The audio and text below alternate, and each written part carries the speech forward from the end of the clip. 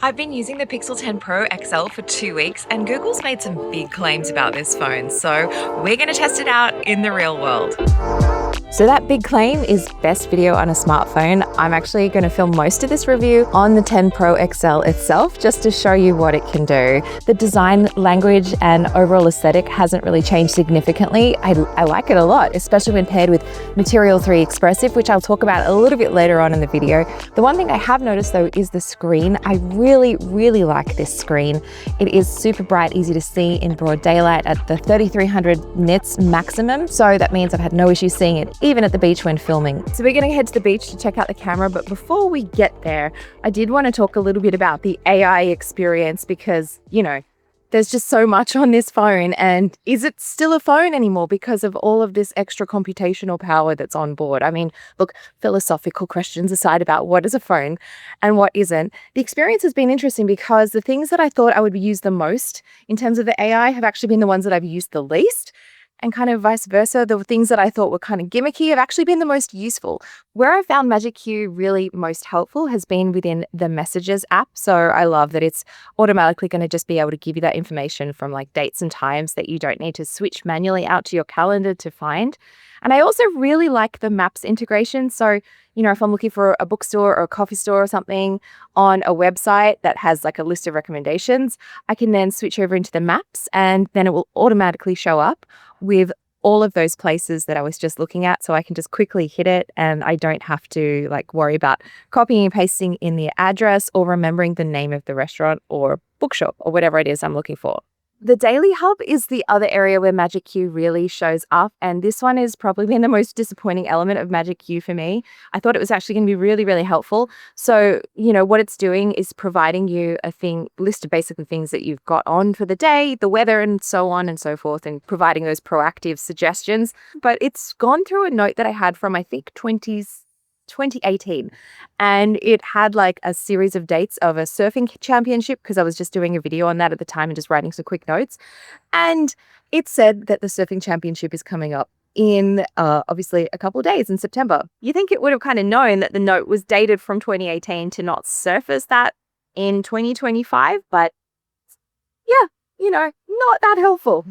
The other thing about Magic Q that I found is that it does take several days to kind of go through and index a lot of your data. So if you first get this phone and you're wondering, hey, why isn't Magic Q surfacing anything? Just give it a couple of days and see, and obviously make sure that it's turned on in the settings, but it should be on by default.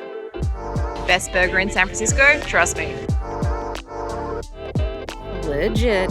Now, it wouldn't be a Pixel review without talking about the camera, so I wanted to test out the ProRes zoom at 100 times in a very real-world situation. I am standing at Ocean Beach in San Francisco. Up there is Sutro Tower. It's far away.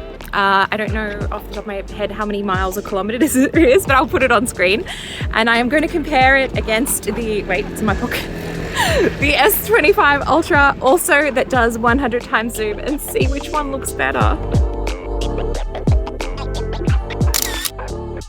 So the results here are kind of night and day. The Pixel clearly looks better, but even at the 100 times zoom, if you are trying to shoot something, say like with text on it, it's just going to turn that into a garbled mess because it's just basically interpolating. It's guessing what that text should be.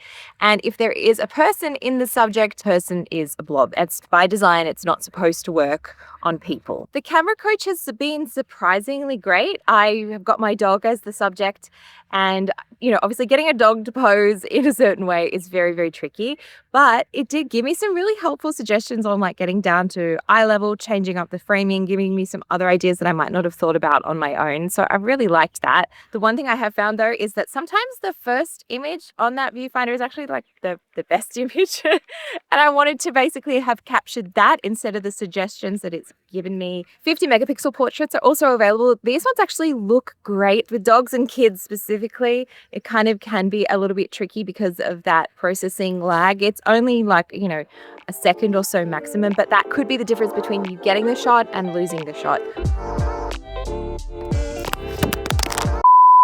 I can't believe it. The one time I took the case off, of course, to film this little bit, I dropped it, as you can see. The screen's fine, the back's fine. It's just a little bit of a little nick on the actual frame itself.